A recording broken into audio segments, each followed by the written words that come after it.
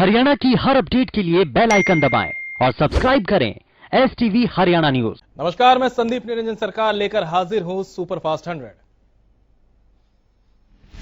देश में कोरोना के बढ़ते कहर के बीच प्रधानमंत्री नरेंद्र मोदी ने आज कोरोना वैक्सीन की दूसरी डोज ले ली है। प्रधानमंत्री ने ट्वीट करके बताया कि उन्होंने आज दिल्ली स्थित एम्स में वैक्सीन की दूसरी डोज ली। सीएम मनोहर लाल ने चंडीगढ़ में सभी उपायुक्तों और अधिकारियों के साथ बैठक की। सीएम ने वीडियो कॉन्फ्रेंसिंग के जरिए रबी खरीद प्रक्रिया की समीक्षा बैठक की अध्यक्षता की। बैठक में सीएम ने कहा कि आढ़तियों के साथ कई महत्वपूर्ण मुद्दों पर चर्चा की गई। राज्य सरकार ने आढ़तियों को आश्वासन दिया कि खरीद के दौरान उन्हें किसी तरह की समस्या का सामना नहीं करना पड़ेगा। बैठक के दौरान उपायुक्तों ने सीएम को अवगत कराया कि मंडियों में सुचारू रूप से खरीद प्रक्रिया जारी है। सीएम ने निर्देश दिए कि आढ़तियों के साथ निरंतर वार्ता की जानी चाहिए और ये सुनिश्चित करें कि उन्हें किसी तरह की कोई समस्या न आए।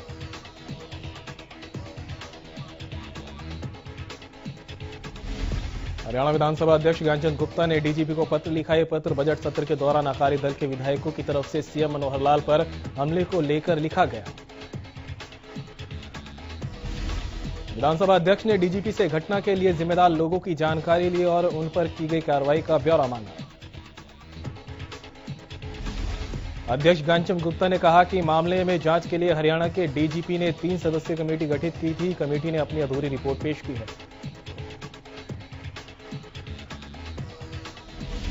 आढ़तियों की हड़ताल को लेकर प्रदेश के गृह मंत्री अनिल विज ने प्रतिक्रिया दी है। विज ने कहा कि आढ़तियों की मुख्यमंत्री के साथ कई दौर की बातचीत हो चुकी है और अब बातचीत जारी है। ऐसे में उन्हें उम्मीद है कि यह मामला भी जल्द सुलझ जाएगा। ऐलनाबाद के 2 दिवसीय दौरे पर कांग्रेस प्रदेश अध्यक्ष कुमारी सैलजा पहुंचे, जहां उन्होंने कार्यकर्ताओं से मुलाकात की तो वहीं दूसरी तरफ सरकार पर भी निशाना साधा। सैलजा ने कहा कि प्रदेश के हालात बद से बदतर हो गए।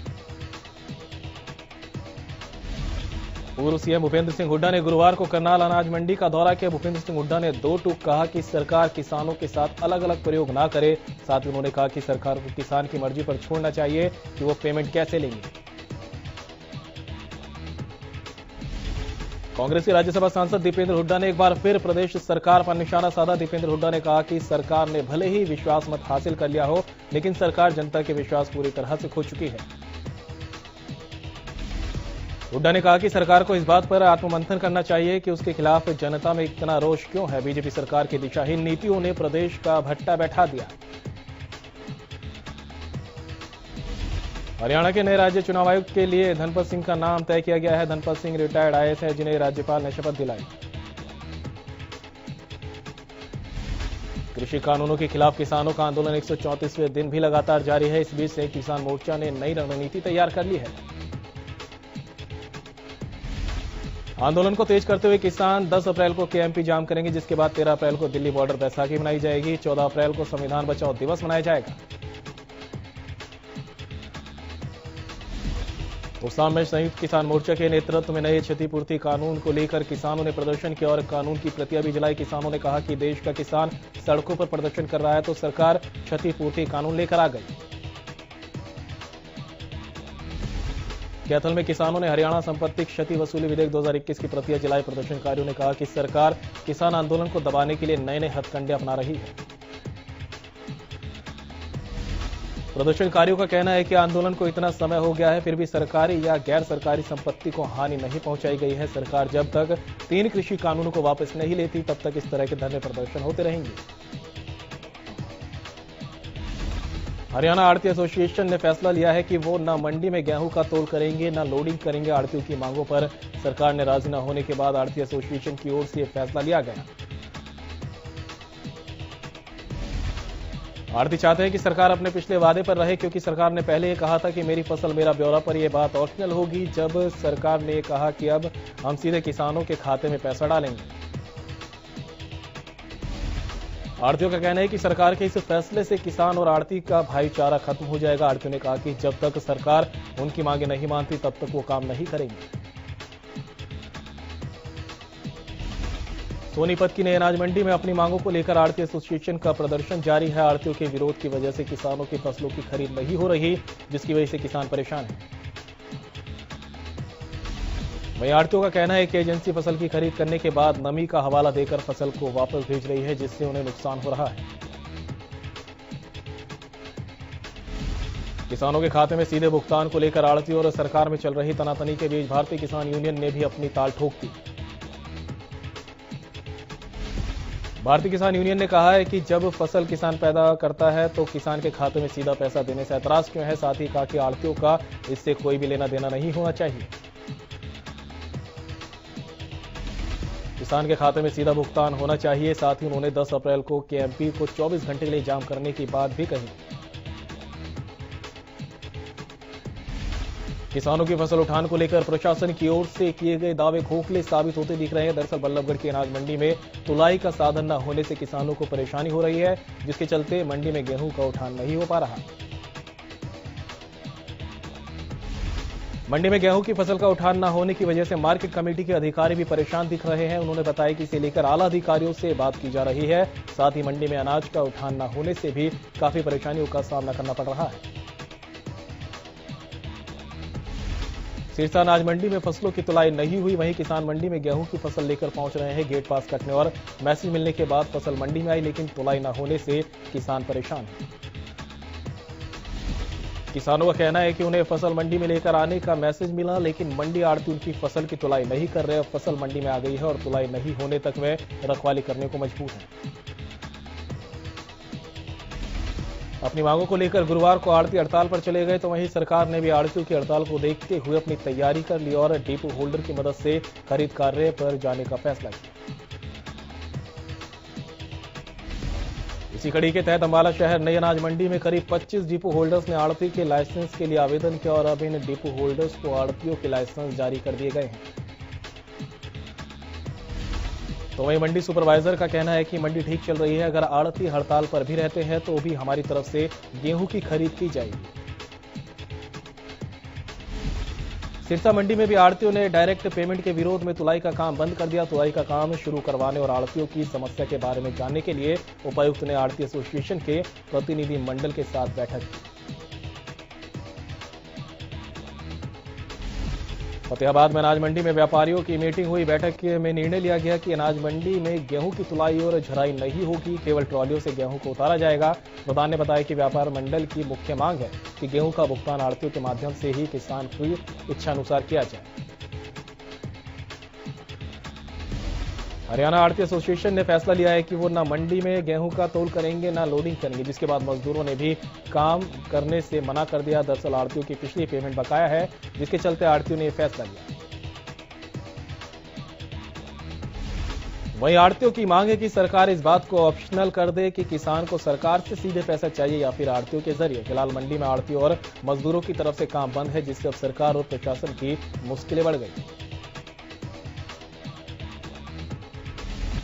गोहाना अनाज मंडी में गेट पास मिलने में हो रही देरी से नाराज किसानों ने जमकर हंगामा किया। हंगामे को देखते हुए पुलिस को भी मौके पर बुलाना पड़ा। उधर किसानों के हंगामे की खबर पर गोहाना के तहसीलदार रोशन कुमार मौके पर पहुंचे और जल्द से जल्द गेट पास देने का आश्वासन देकर मामला शांत कराया।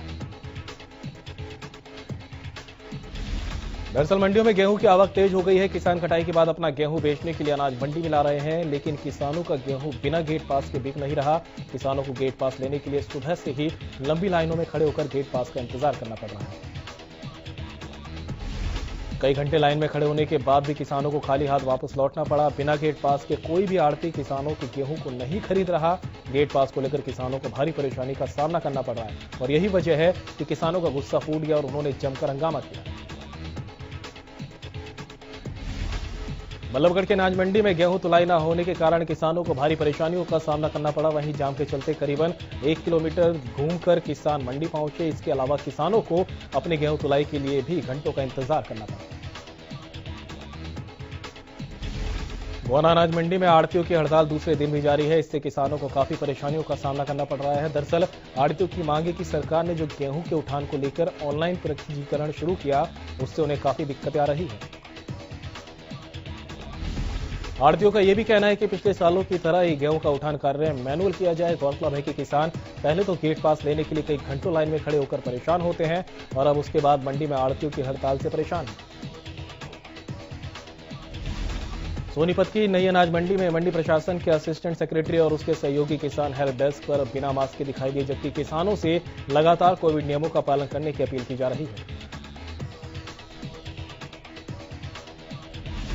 भिवानी की शास्त्री नगर कॉलोनी निवासी पानी की किल्लत से परेशान है, तो वहीं विनोद रोड स्थित गली नंबर 10 के निवासी सीवरेज का गंदा पानी पीने को मजबूर है। शास्त्री नगर वासियों का कहना है कि उनके घर जो पानी आता है वो सीवरेज का गंदा पानी आता है, जिसे पीकर नगर वासी बीमार पड़ रहे हैं, लेकिन प्रशासन का इस ओर कोई ध्यान नहीं। फरीदाबाद के वार्ड नंबर 5 के निवासी सीवर ओवरफ्लो की समस्या से परेशान है। इस समस्या का समाधान वार्ड वासी पिछले 9 महीने से कर रहे हैं। गुस्साए लोगों ने नगर निगम के खिलाफ जमकर प्रदर्शन किया। स्थानीय निवासियों का आरोप है कि इससे पहले वो कई बार धरने और प्रदर्शन कर चुके हैं, लेकिन निगम के अधिकारियों ने कोई कदम नहीं उठाया। गुरुग्राम स्थित शीतला माता मंदिर के भव्य निर्माण की तैयारी तेज हो गई है। इसको लेकर 3 दिनों से लगातार अधिकारियों की बैठक चल रही थी। 70 करोड़ की लागत से मंदिर का भव्य निर्माण किया जाएगा, जिसका शिलान्यास प्रदेश के मुख्यमंत्री मनोहर लाल शुक्रवार को करेंगे। गुरुग्राम के एनजीसी कमिश्नर और विधायक मंदिर का जायजा लिया। बताया जाता है कि मंदिर निर्माण में 1 से 2 साल का समय लग सकता है।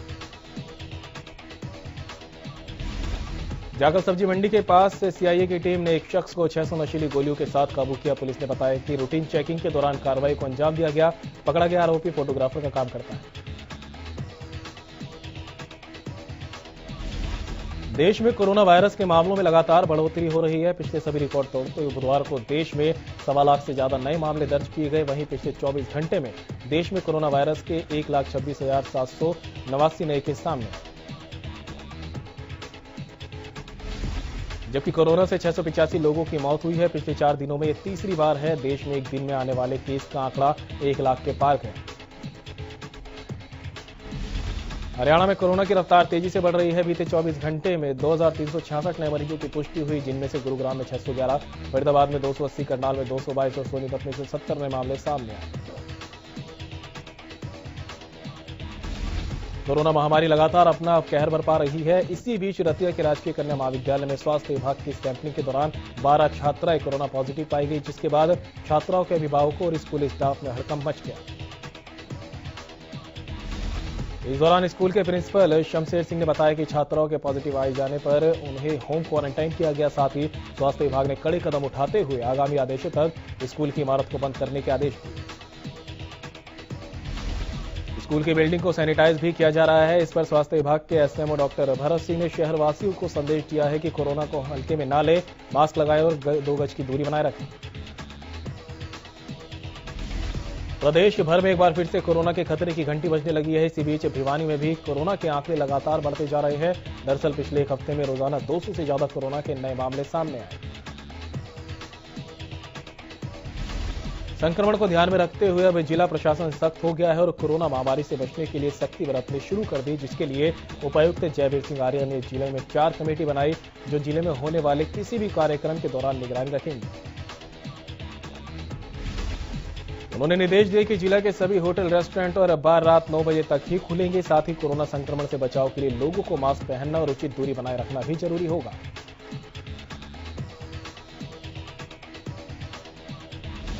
फतेहाबाद के वैक्सीनेशन प्रोग्राम की नोडल अधिकारी डॉक्टर सुनीता सोखी ने कोरोना पर लगाम लगाने की स्वास्थ्य विभाग की नई रणनीति की जानकारी दी।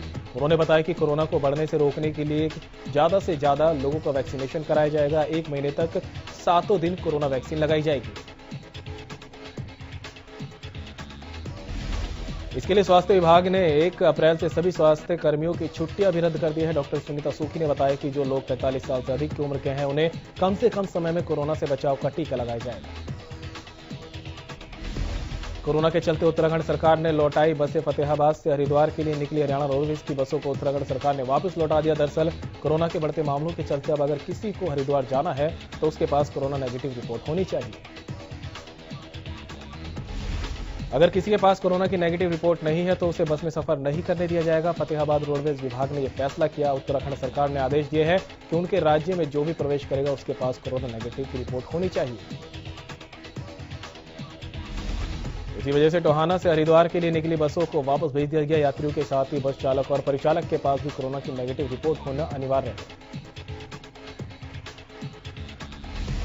कोरोना वायरस के बढ़ते हुए मामलों पर नकेल कसने के लिए स्वास्थ्य विभाग वैक्सीन के मार्फत कोरोना से लड़ाई लड़ रहा है। दरअसल गुरुग्राम में कोरोना वायरस के मामलों का आंकड़ा 66,000 को छू चुका है। वहीं एक्टिव मामले अभी करीब 3900 पहुंच गए हैं। इस बीच कोरोना वैक्सीन से ज्यादा लोगों को लगाई जा रही है। इसे लेकर प्रशासन की तरफ से गुरुग्राम में 40 वैक्सीन सेंटर बनाए गए, जहां लोगों को वैक्सीन लगाने के साथ साथ जागरूक भी किया जा रहा है। नांगल चौधरी के गांव खतौली आहिर में कीचड़ भरे रास्ते से छोटे छोटे बच्चे स्कूल जाने पर मजबूर है। स्कूल आने वाले बच्चों के अभिभावकों ने बताया कि इसकी शिकायत ग्राम पंचायत से लेकर इससे संबंधित अधिकारियों से की जा चुकी है। बावजूद इसके अभी तक इसको लेकर किसी तरह की कोई कार्रवाई नहीं हुई। हालांकि अधिकारी आश्वासन तो जरूर देते हैं, लेकिन जमीनी स्तर पर कोई काम नहीं करते। गांव के समाजसेवी पवन यादव उर्फ मंजू अपनी जमीन सरकार को देने को तैयार है ताकि गंदे पानी की निकासी का समाधान हो सके, लेकिन संबंधित विभाग के अधिकारी यहां भी अपनी दिलचस्पी दिखाते नजर नहीं आ रहे हैं। ग्रामीणों के अनुसार शायद सरकार और जिला प्रशासन ही इस समस्या का समाधान नहीं चाहते। शिक्षा ग्रहण कर रहे देश का भविष्य बनाने वाले बच्चे इस कदर कीचड़ से गुजर रहे हैं, लेकिन नीचे से लेकर ऊपर तक का पूरा सिस्टम मौन है। पंचकूला में भवन विद्यालय स्कूल के बाहर अभिभावकों ने जोरदार प्रदर्शन किया। दरअसल स्कूल प्रबंधन की ओर से बच्चों की फीस बढ़ाने के विरोध में अभिभावकों ने विरोध प्रदर्शन करते हुए धरना भी दिया।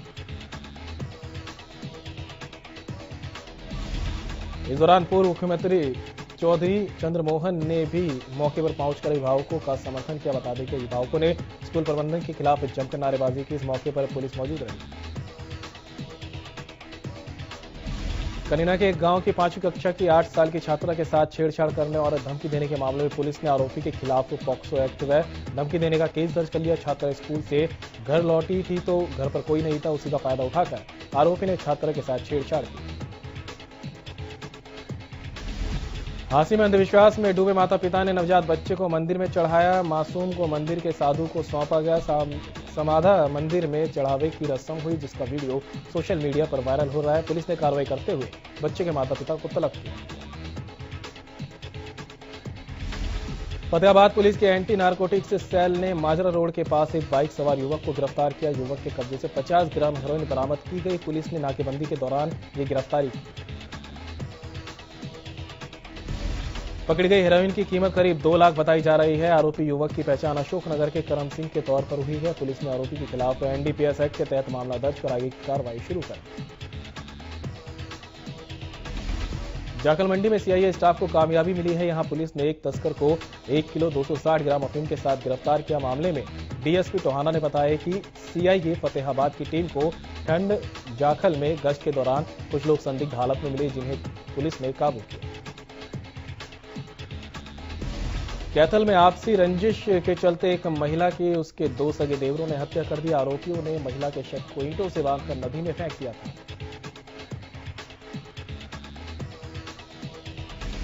पुलिस ने काफी तफ्तीश के बाद आरोपियों की गिरफ्तारी की। साथ ही हत्या में इस्तेमाल बाइक को भी जब्त कर लिया गया है। फिलहाल तीनों आरोपियों को 2 दिन की पुलिस रिमांड पर भेज दिया गया।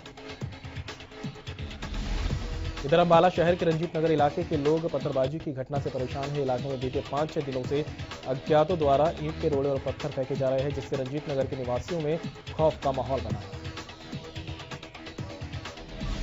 आलम यह है कि अब लोगों का घर से बाहर निकलना तक दूभर हो चुका है। इलाके के लोग अब बारी बारी से रात के समय चौकीदारी भी कर रहे हैं ताकि पत्थर मारने वाले अज्ञात को पकड़ा जा सके।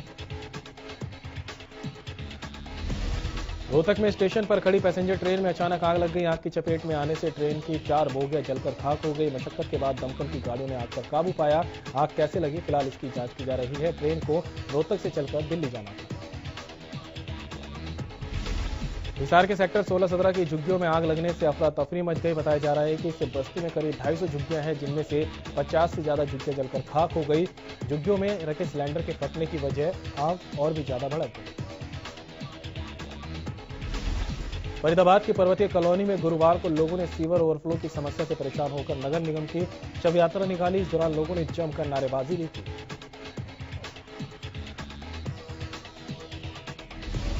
रेवाड़ी में एक 14 साल की नाबालिग के 2 महीने से लापता होने का मामला सामने आया है। लापता लड़की की मां ने बताया कि 25 जनवरी को पति के साथ मजदूरी करने गई थी, लेकिन जब वो शाम को लौटी तो बेटी को घर से लापता पाया।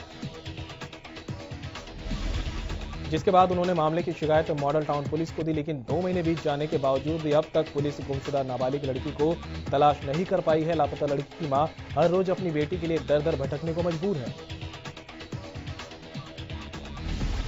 नाबालिग की मां ने पुलिस पर गंभीर आरोप लगाते हुए कहा कि पुलिस का कहना है कि जब आरोपी युवक का मोबाइल खुलेगा तब ही पुलिस आरोपी को पकड़ सकती है, और अगर पुलिस लापता लड़की को खोजने के लिए जाएगी तो पुलिस का सारा खर्चा उस परिवार को उठाना पड़ेगा।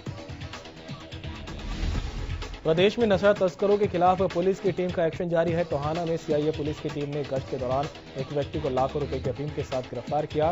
पुलिस ने आरोपी के खिलाफ मादक पदार्थ अधिनियम की धाराओं के तहत केस दर्ज कर जांच शुरू कर दी। डीएसपी बीरम सिंह ने बताया कि सीआईए टीम ने गश्त के दौरान सिधानी रोड पर बाइक सवार युवक के पास से लाखों की अफीम बरामद की गई। पुलिस पूछताछ में आरोपी ने नशा खरीद कर लाने और बेचने के कई ठिकानों का खुलासा किया, जिसके आधार पर आगामी कार्रवाई की जाएगी। अंबाला छावनी रेलवे स्टेशन पर जीआरपी के हाथ बड़ी सफलता लगी। जीआरपी ने ट्रेनों के जरिए नशा तस्करी करने वाले गिरोह का एक और सदस्य को गांजे के साथ गिरफ्तार किया। पिछले साल पकड़े गए एक नशा तस्कर से पूछताछ में पुलिस के ट्रेन के जरिए नशा तस्करी का पता चला, जिसके बाद पुलिस ने कार्रवाई करते हुए अंबाला छावनी रेलवे स्टेशन पर ट्रेन के बाथरूम में 23 किलो गांजा बरामद किया। जीआरपी ने तस्कर को कोर्ट में पेश कर 7 दिन की रिमांड पर ले लिया है। जीआरपी के अधिकारियों ने बताया कि फिलहाल पकड़े गए आरोपी से पूछताछ की जा रही है और इस गिरोह के तार कहां तक जुड़े हैं, इस बात का पता लगाया जा रहा है। कैथल के सीवन और चक्कू लदाना गांव में भीषण आग लगने से किसानों की 45 एकड़ भूमि की फसल जलकर खाक हो गई। बताया जा रहा है कि इस घटना से किसानों को लाखों रुपए का नुकसान हुआ। किसानों का आरोप है कि देर रात हवा की स्पीड काफी तेज थी, जिसकी वजह से बिजली के तारों में शॉर्ट सर्किट हुआ और उसके बाद गेहूं की फसल में आग लग गई। घटना के बाद आग को बुझाने के लिए पुलिस और फायर ब्रिगेड की गाड़ियां भी मौके पर पहुंची, लेकिन जब तक आग पर काबू पा लिया गया था। गुरुग्राम के सदर बाजार की 3 दुकानों में भीषण आग लगने से करोड़ों का सामान जलकर खाक हो गया।